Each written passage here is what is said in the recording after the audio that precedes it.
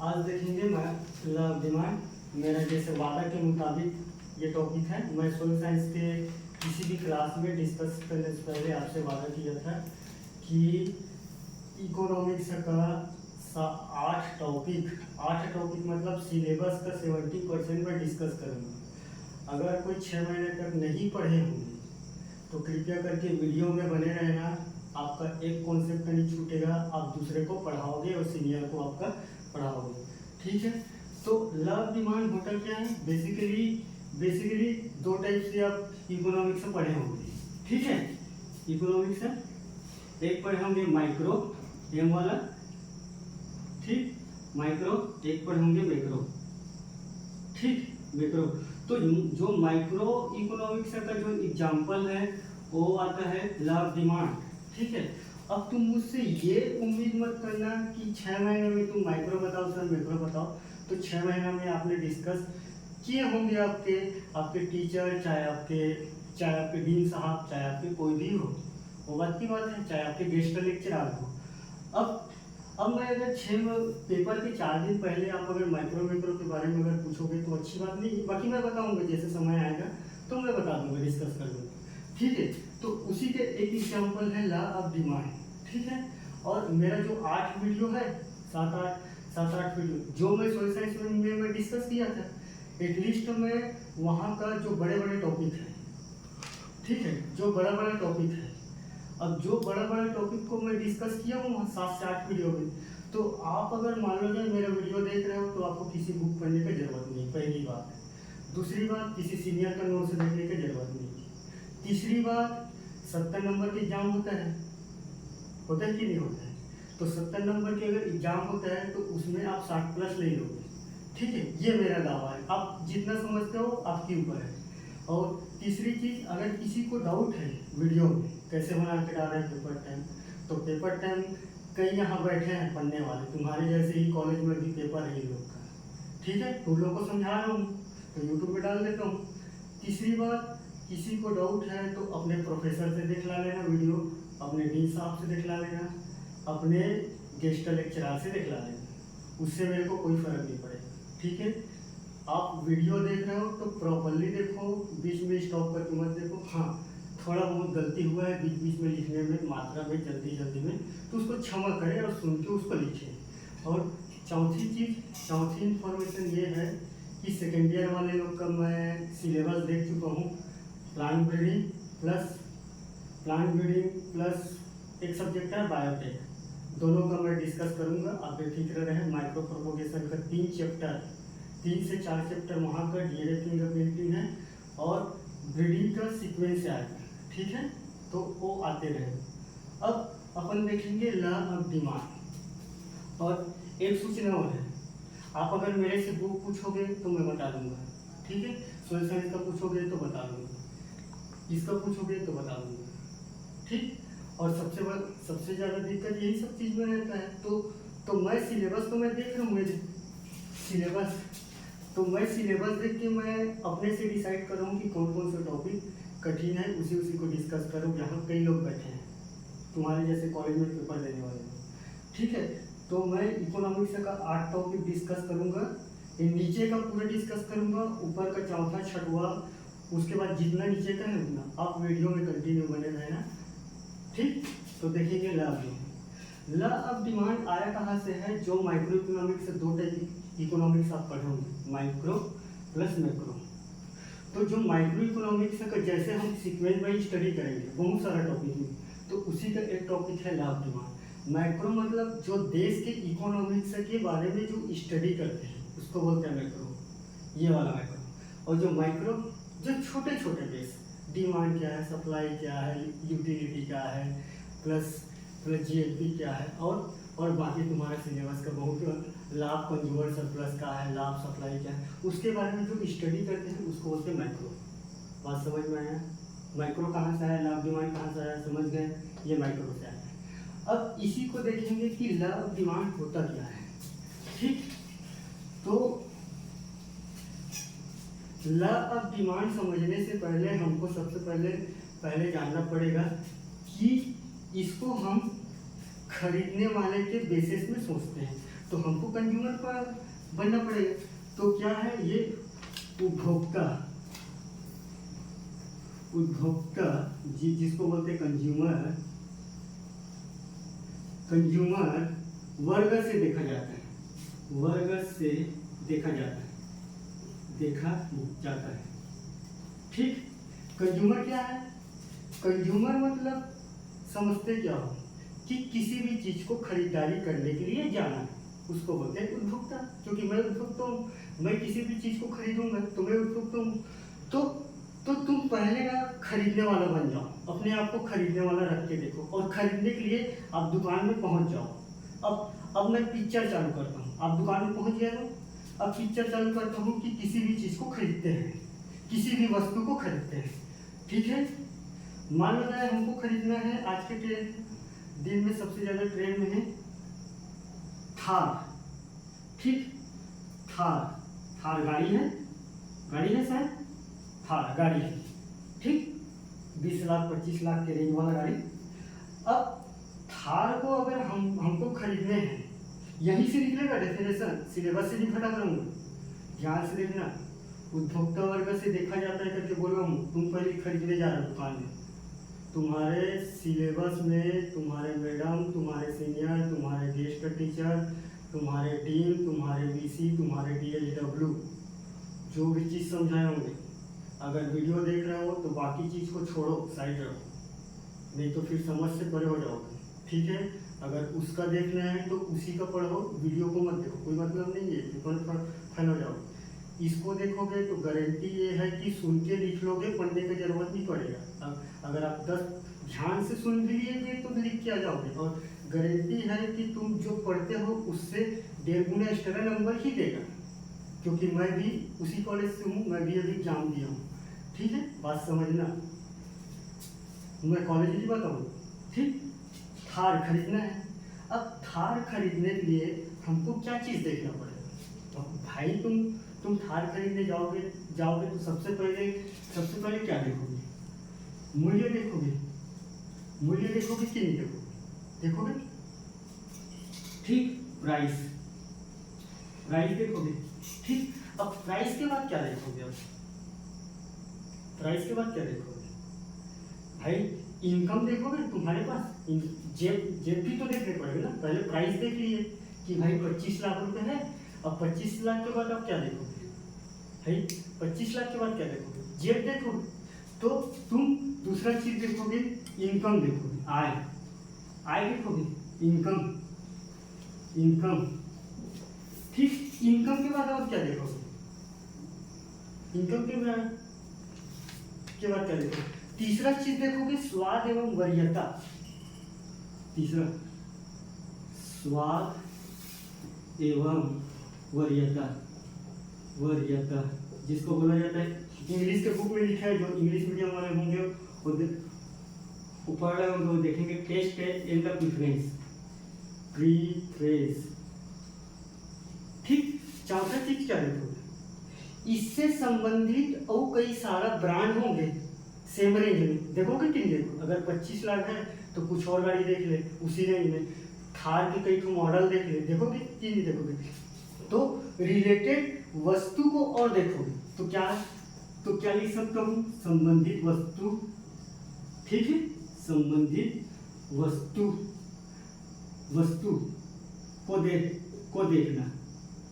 को देखना। ठीक, अब संबंधित वस्तु जिसको बोला जाता है रिलेटेड गुड्स। मैं समझ पा रहा हूँ, आप गुड समझ रहे हो? गुड मतलब क्या होता है कि किसी भी कमोडिटी गुड, कई ठो सामान, चाहे यहाँ धान हो सकता है, चाहे थार गाड़ी हो सकता है, चाहे गेहूं हो सकता है, चाहे चाय हो सकता है, चाहे बिस्किट हो सकता है। तो ये बहुत सारा वस्तु के ग्रुप को बोलते हैं कमोडिटी ग्रुप। पढ़े होंगे आप कमोडिटी ग्रुप इकोनॉमिक्स में, गुड की क्लासिफिकेशन पढ़े हो ना? हाँ,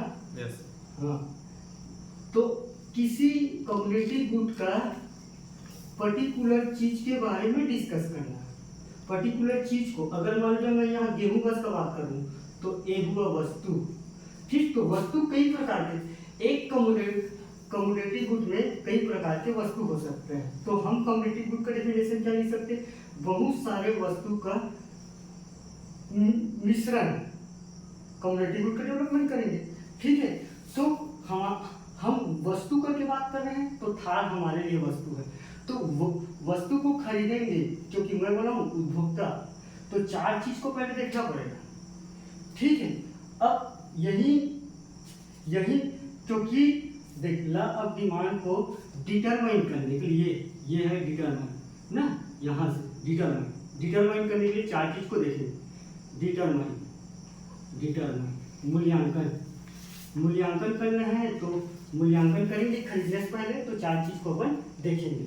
अब चार चीज को देखें तो चार चीज में आप प्राइस को छोड़ दो, मैं यहाँ मिटा रहा हूँ, ये लिख चुके हो तो ये वाला मिटा रहा हूँ, प्राइस को छोड़ दो। तो प्राइस को जैसे छोड़ेंगे तो हमारे पास बचेगा तीन बचा। अब 3 बचा है, तो प्राइस के छोड़कर तो 3 चीज स्थिर है। मान लो जब प्राइस को छोड़कर, क्योंकि प्राइस कम ज्यादा होते रहता है किसी भी सामान पे, किसी भी वस्तु में किसी भी हो सकता है। आप, मैं तो थाल को रख के बात कर रहा हूँ, आप गेहूं को रख के बात कर लो, सुनते रहो, नहीं गेहूं में थाल की जगह करके दिमाग लगाते रहो, आप गेहूं करके, मैं तो थाल का बात कर रहा हूँ। ठीक है, तो इनकम, स्वाद, वरीयता या संबंधित गुण किसी भी वस्तु मतलब थाल, गेहूं, जो भी चीज हो, किसी एक का अगर 3 चीज स्थिर है, ठीक, तो देख 3 चीज स्थिर है, प्राइस को छोड़कर, उसी को बोलते हैं लॉ ऑफ डिमांड। तो मैं क्या बोल रहा हूँ, अन्य बातें समान हैं, किसी भी वस्तु मतलब गुड, वस्तु का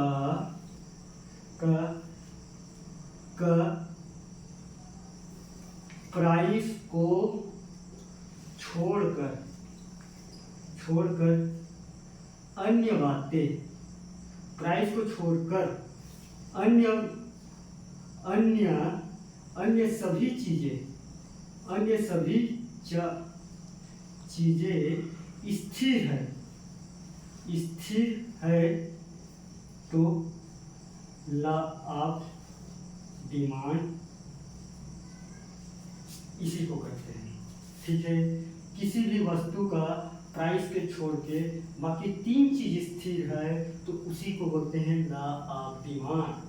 ठीक है, यहाँ वस्तु हमेशा याद रखना, क्या वस्तु है ये आपके ऊपर मैं छोड़ता हूँ, आप क्या चीज खरीद रहे हो ये आपके ऊपर है। ठीक है, तो लिख लोगे यहाँ तक, ऐसे लिख लोगे आपके पेपर में। ठीक है, प्राइस को छोड़कर यहाँ लिखना, किसी भी वस्तु के प्राइस को छोड़कर अन्य सभी बातें स्थिर है, तो उसी को बोलते हैं लॉ ऑफ डिमांड। ठीक है, तो प्राइस को क्यों छोड़े, क्योंकि प्राइस ही में है लॉ ऑफ डिमांड। अगर मान लो जाए किसी भी सामान का अगर प्राइस बढ़ेगा तो डिमांड कम होगा कि नहीं होगा? डिमांड कम होगा। अगर मान लो जाए प्राइस कम है, ठीक है, ये कम का है, ये ज़्यादा का है, पूरा लिखना ना पेपर में, तो डिमांड क्या होगा? डिमांड बढ़ जाएगा। तो इसको बना के आना।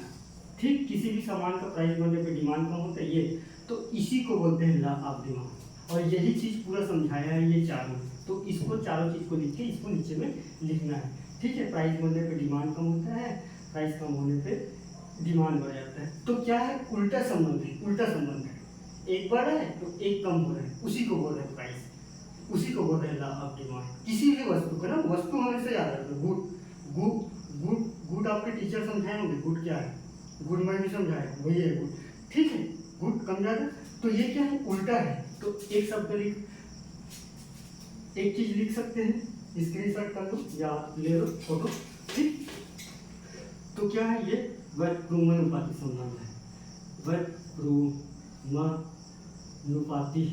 वर्गक्रमानुपाती संबंध है, संबंध को दर्शाता है।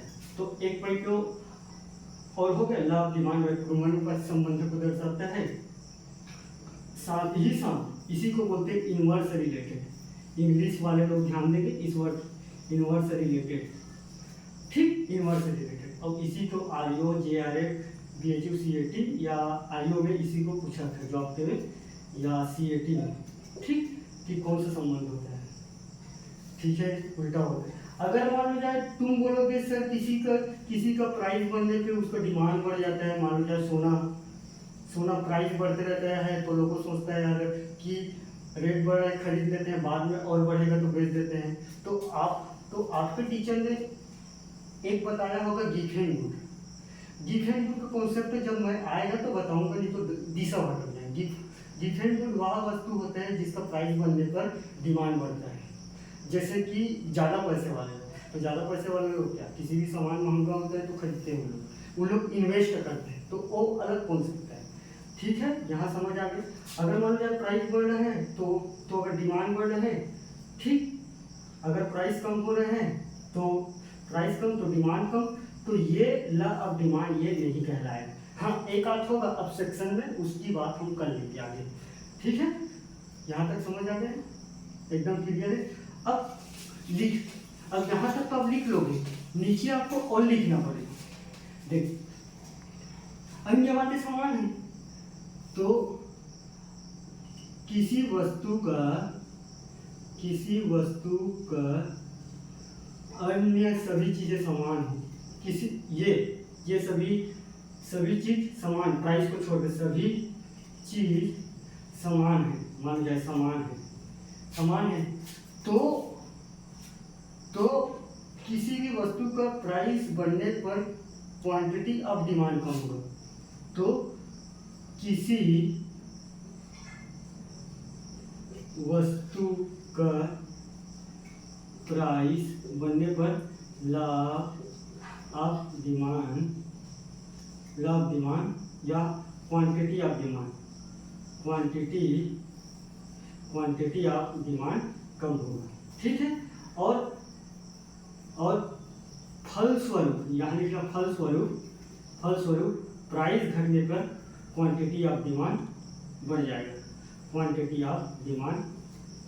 मतलब ये मांग है, क्वांटिटी कितना मांग होगा भाई, किसी भी वस्तु का अगर प्राइस बढ़ रहा है तो क्वांटिटी ऑफ डिमांड कम हो जाएगा, उसके फलस्वरूप अगर किसी भी वस्तु का अगर मान लीजिए प्राइस बढ़ रहा है तो क्वांटिटी ऑफ डिमांड कम होगा, फलस्वरूप अगर प्राइस कम हो रहा है तो डिमांड बढ़ जाएगा। यहाँ तक एकदम क्लियर है, ठीक। अब तुम उपभोक्ता बन गए हो, ठीक है, बन गए हो ना, अब लिख लोगे ना पूरा ये,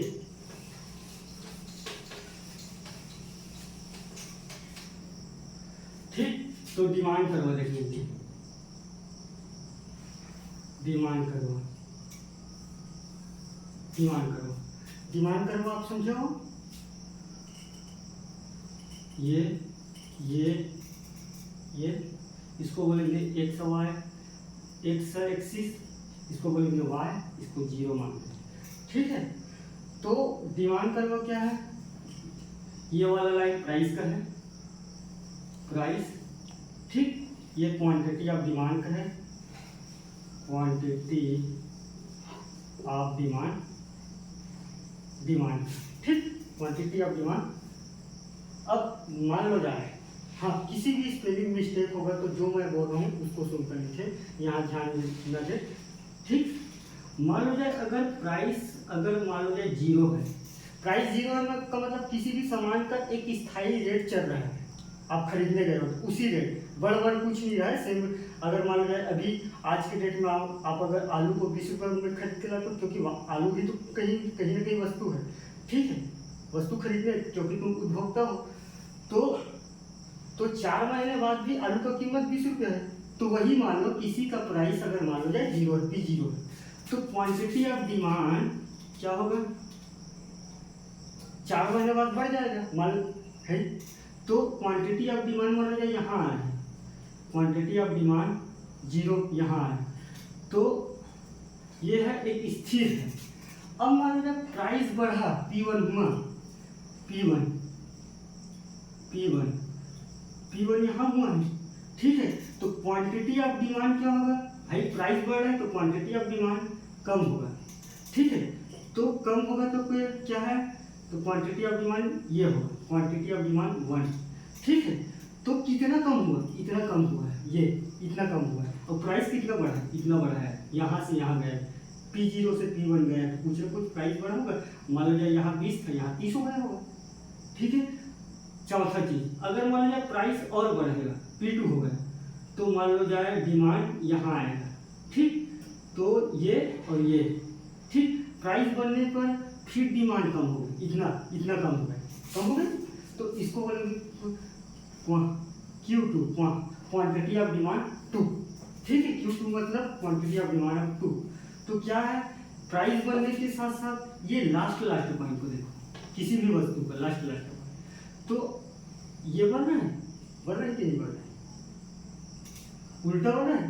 तो हमारा ग्राफ देखने की स्टाइल, अगर मान लो जाए यहाँ से ऐसे खींचा रहा है, इधर से खींचा रहा है, मतलब किसी भी सामान के डिमांड, किसी भी ग्राफ में डिमांड कर्व बढ़ रहे हैं। अगर मान लो जाए इधर से खींचा रहा है एक्स एक्सिस से, तो किसी भी चीज का कर्व नीचे गिर रहे हैं, ये हमेशा याद रखना कर्व। तो हमारा कर्व नीचे की ओर आ रहा है, इसको देखो, इसको प्राइस बढ़ रहा है तो डिमांड कम हो रहा है, प्राइस बढ़ रहा है तो डिमांड कम हो रहा है, प्राइस बढ़ रहा है तो डिमांड कम हो रहा है। तो ये क्या है, ऋणात्मक है कि नहीं, नीचे की ओर गिर है, तो ऋणात्मक ढाल है कि नहीं, ऋणात्मक ढाल, निगेटिव है कि नहीं, इंग्लिश में निगेटिव, ठीक, निगेटिव है। अब जैसे निगेटिव है कि नहीं, हमारा ढाल ग्राफ देखना आ गया, ग्राफ बन जाएगा डिमांड कर्व, जिसको बोलते हैं वक्र। हमारा वक्र नीचे है कि नहीं। अब यही ऋणात्मक होने का 3 कारण है, 3 फैक्टर है ऋणात्मक होने का, उसको देख लेते हैं, फिर लाभ डिमांड हमारा कंप्लीट हो जाएगा। ठीक है, यहाँ तक एकदम क्लियर है, कोई डाउट?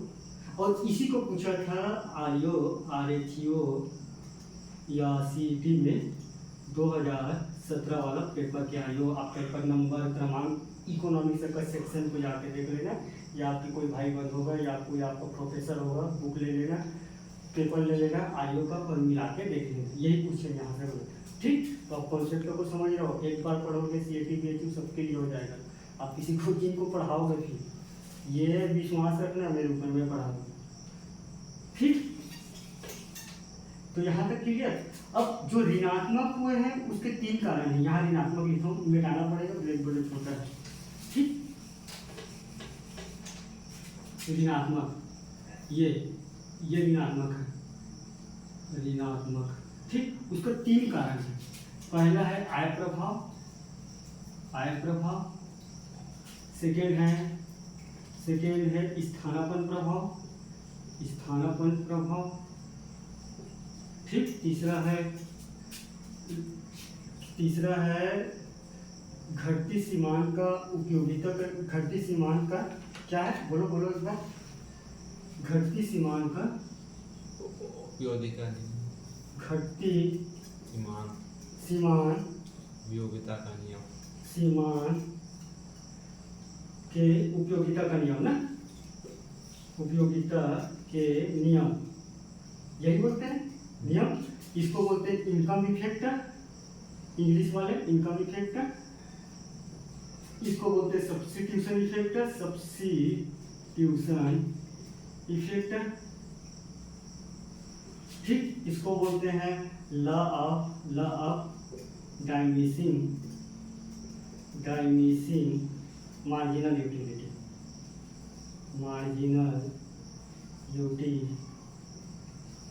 ठीक, अब इनकम इफेक्टर कैसे होता है, आप ये देखो, प्राइस बनने के साथ साथ कैसे है। अगर मान लो जाए आपका इनकम अगर 100 रुपये है, एक एग्ज्यूम करो एग्जाम्पल, आपको सिर्फ यही लिखना है कि ऋणात्मक होने का 3 कारण है। बाकी आपको मैं आगे 8 टॉपिक समझाऊंगा, तो मैं लाइन से समझाऊंगा, तो आपको आने वाले टॉपिक में कुछ बोलूंगा तो कभी दिक्कत नहीं होगा, सुन बस लोगे तो लिख लोगे। ठीक, अब 5 नंबर में आएगा तो इसको लिखना ही पड़ेगा। ठीक, अगर आपको मान लो जाए इनकम अगर 100 रुपये है,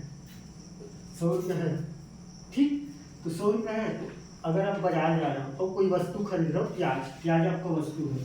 ठीक, तो प्याज का रेट पहले था 50 रुपये। ठीक, तो 100 रुपये में 2 kg आएगा, क्वांटिटी 2 kg आएगा। अगर मान लो जाए प्राइस हो गया 25, ठीक है, तो आपका क्वांटिटी कितना आएगा, 4 kg आएगा प्याज, यहाँ प्याज 4 kg आएगा। तो भाई प्राइस बढ़ रहा है, प्राइस कम हो रहा है ना, उल्टा आएंगे, प्राइस कम हो रहा है, प्राइस कम होने के साथ साथ मतलब प्राइस बढ़ रहा है ना, उल्टा देखिए, तो प्राइस बढ़ रहा है तो डिमांड क्या हो रहा है, क्वांटिटी ज़्यादा आ रहा है। जैसे जैसे प्राइस घट रहा है, प्राइस घटने के साथ साथ क्वांटिटी ज़्यादा आ रहा है, तो डिमांड इसका बढ़ रहा है, क्वांटिटी ज़्यादा आ रही है। अब हमने क्वांटिटी ऑफ डिमांड क्या बताया, किसी का प्राइस बढ़ने पर क्वांटिटी ऑफ डिमांड कम होगा और प्राइस घटेगा तो क्वांटिटी ऑफ डिमांड ज़्यादा होगा। वही तो हम वक्र में बताए हैं ना, Q1 Q2 करके। तो पहला है इनकम इफेक्ट, दूसरा है स्थानापन्न प्रभाव, सब्स्टिट्यूशन इफेक्ट। सब्स्टिट्यूशन इफेक्ट का मतलब ये होता है कि किसी भी वस्तु का, कोई भी वस्तु, मान लो जाए आपको ठंडा चाहिए, ठंडा मतलब आप समझते हो कोको कोला समझते हो, थम्स अप समझते हो, पेप्सी समझते हो, किसी एनर्जी ड्रिंक समझते हो, किसी कई लाल वाला को क्या बोलते हैं, स्टीम, एपी, ठीक है। आपको ठंडा चाहिए, मान लिया, पहले लिख देता हूँ ना, किसी भी, इसको लिखो, किसी भी वस्तु का उपभोग करने पर संतुष्टि लेवल समान मात्रा में मिलता है। सेटिस्फैक्ट्री, जिसको इंग्लिश संतुष्टि लेवल समान मात्रा में है, ठीक, समान मात्रा में। अब मान लो जाए आप अगर किसी एक्स और वाई गए हो, आपकी जो भी चीज़ बोलो, आप हो और आपकी कोई भी हो सकता है, मैं शब्दों का मर्यादा रखते हुए बात कर रहा हूँ कि अगर कोई चौपाटी जाना चाहता है तो नायक और नायिका गए हैं, नायक का मतलब आप खुला हो, आप समझ सकते हो, नायक नायिका गए हैं। तो नायक नायिका को बेसिकली नायक नायिका को तुमको सिर्फ एक सामान चाहिए, ठंडा और गर्म चाहिए, ठीक। मान लिया तुमको ठंडा और दोनों बैठे हो, एक्स और वाई, नायक नायिका बैठो होटल में, ठीक है, तो होटल में बैठोगे। अब होटल में बैठने के बाद एक छो आएगा, आपसे ऑर्डर मारेगा, 2 ठंडा लाइएगा, ठंडा लाए, स्प्राइट लाए, मान लो, कौन सा बोले, स्टिंग बोले ना, बड़ा VIP वाले बोले हो, स्टिंग, ठीक, स्टिंग लाए हो, ठीक। और एक का नाम और बताओ, स्टिंग, और ब्रांड में बताओ। अब ब्रांड में तो तुम्हारे यहाँ आगे है, एपी ही ले लेते हैं, एपीस, ठीक। और आप और खाने के लिए क्या क्या आता है, फ्रेंच फ्राइड आलू ले लो, और पनीर का क्या बोलते हैं उसको, खाते हो सूखा वाला, नहीं पिज्जा नहीं, हाँ उसको बोलते हैं पनीर का, हाँ पनीर कोफ्ता मान लो, या चाहे कहीं भी मान लो, ठीक, कोई दिक्कत नहीं। शब्दों थोड़ा गलती हो गया था, माफ़ी चाहता हूँ, यहाँ बैठे हैं लड़के, तो ठीक, एपी, ठीक। आपको ठंडा चाहिए, स्टिंग और एपी अगर मान लो जाए ठंडा दे रहे, दोनों का रेट सेम है, 10-10 रुपया, ठीक, रेट 10-10 रुपया है। अब तुम अगर मान लो जाए स्टिंग का रेट, और तुमको ठंडा बस चाहिए ना, यहाँ ठंडा को याद रखना, ठंडा बस चाहिए। और अगर मान लो स्टील का रेट अगर मान लो कम होता है, प्राइस कम होता है, तो सारी एपी वाला सब इधर ही शिफ्ट हो जाएंगे, 2-4 लोग रहेंगे, 2 लोग, तो इसका डिमांड बढ़ जाएगा। भाई किसी भी चीज़ का प्राइस कम होगा तो डिमांड बढ़ रहा है, तो कहीं ना कहीं स्थानापन्न प्रभाव है कि नहीं। आपको सिर्फ एक्स और वाई को रख के देखो, आप और आपकी एक्स और वाई को रख के देखो, भाई 2 चीज़ को, आपको ठंडा पीना है तो ठंडा सेम रेट में है, पीने वाले बराबर है, दोनों में 100 है, और रुपए है 10-10, सेम सेटिस्फैक्ट्री लेवल देता है, ये भी पिएंगे उतना ही एनर्जी देगा, एपी भी पिएंगे उतना ही एनर्जी देगा, ये कंडीशन है। अब फिर बोलोगे कि सर ये ऐसा नहीं होता, तो फिर मैं और कंडीशन लगा दूंगा, तो आप कंडीशन पे मत जाओ, यही कंडीशन है। तो अगर स्टीम का अगर प्राइस धोखा से कम हो गया तो सारी एपी पीने वाला सब स्टीम में शिफ्ट हो जाएंगे, तो इसका डिमांड बढ़ जाएंगे। ये वाला स्टीम का सामान का प्राइस कम होने पर डिमांड बढ़े, और हमने डेफिनेशन में क्या बढ़ा है, प्राइस के फ्लक्चुएशन पे डिपेंड है करके बोलेंगे कि ठीक। तो यहाँ तक समझ में स्थानापन्न प्रभाव, ये किसी भी वस्तु में आएगा ना, ये भी वस्तु है, स्ट्रिंग और एपी, ये लिखना नहीं है आप, मैं यहाँ लिखा था ना, किसी भी सेटिस्फैक्ट्री लेवल बढ़ता है वस्तु का, उसी वस्तु लिखे, कोई एग्जाम्पल है समझाएंगे। तीसरा है घटती सीमांत। देख, किसी भी वस्तु का बेसिकली उपभोग करने पर हर एक यूनिट में आपका सेटिस्फैक्ट्री लेवल बढ़ते जाता है। मैं लिख देता हूँ पहले, किसी भी वस्तु कुछ भी हो सकता है ना, मैं पहले बताया हूँ, वस्तु आप जो भी सोच सकते हो, ये आपके ऊपर डिपेंड है। किसी भी वस्तु का उपभोग करने पर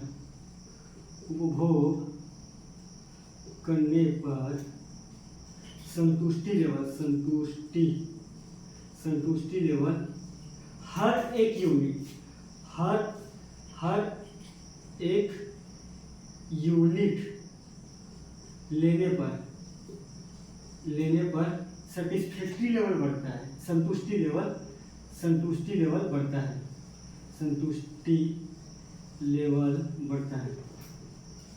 बढ़ता है।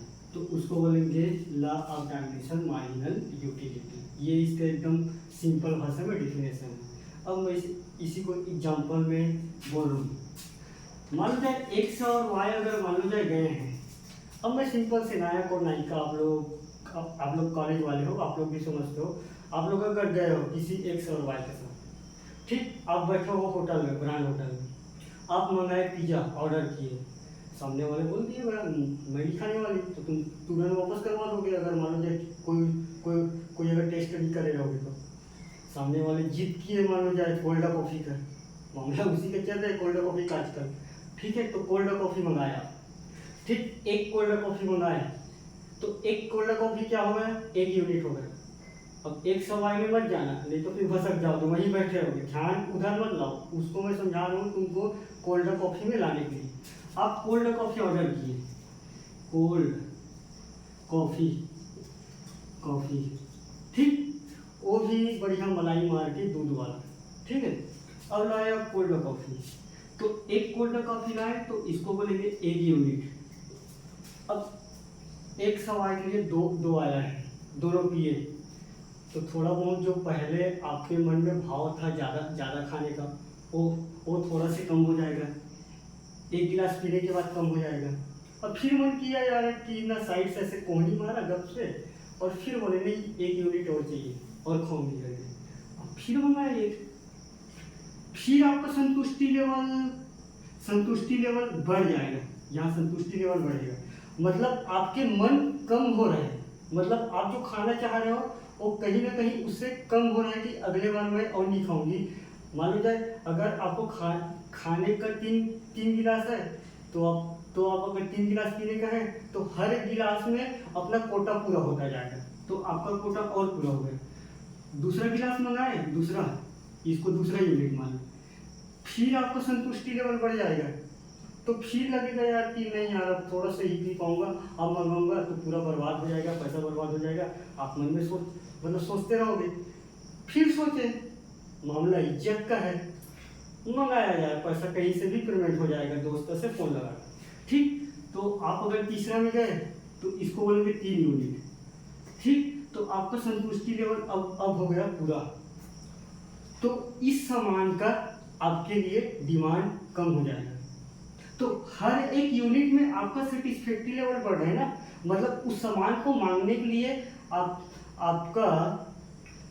आपका मन बोल रहा है कि एक यूनिट खाए, फिर आपको लगा मैं इतना नहीं खा पाऊंगा, फिर एक यूनिट खाए, फिर लगा कि अब मैं इतना नहीं खा पाऊंगा, मगर एक तरीके से आपका संतुष्टि लेवल बढ़ रहा है। नहीं यार हो गया इतना काफ़ी, मन किया नहीं यार फिर हो गया, नहीं यार फिर हो गया। एक समय ऐसे आएगा कि आप खाने के बाद, कंप्लीट खाने के बाद आपका संतुष्टि लेवल 0 हो जाएगा, और 0 हो जाएगा तो उस सामान का डिमांड आपसे कम हो जाएगा। उसी को बोलते हैं law of dimension marginal utility, ठीक है। अब यहाँ तक हमारा क्लास समाप्त करते हैं, और समाप्त करने के बाद मेरी लास्ट घोषणा है। घोषणा ये है कि आप वीडियो में कंटिन्यू बने रहोगे, और मेरा ये है कि आप सुनो और उतना ही लिखो। आपको किसी पुस्तक, किसी सीनियर, किसी इधर उधर भटकने की जरूरत नहीं है। सुन लो, अगर 30 मिनट भी सुन रहे हो तो मेरा एक ही उद्देश्य है कि आप अगर मेरे यूट्यूब से अगर मान लीजिए देख रहे हो तो आप सुन भी ले रहे हो तो लिख लो करके, मैं थोड़ा समझा पा रहा हूँ।